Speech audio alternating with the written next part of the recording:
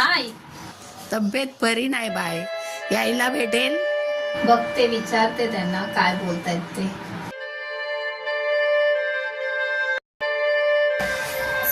अहो ऐका ना, आईचा फोन आला होता, तिची तब्येत बरी नाहीये. मी घरची सगळी कामं करते, जेवण पण करते, मग जाऊ का?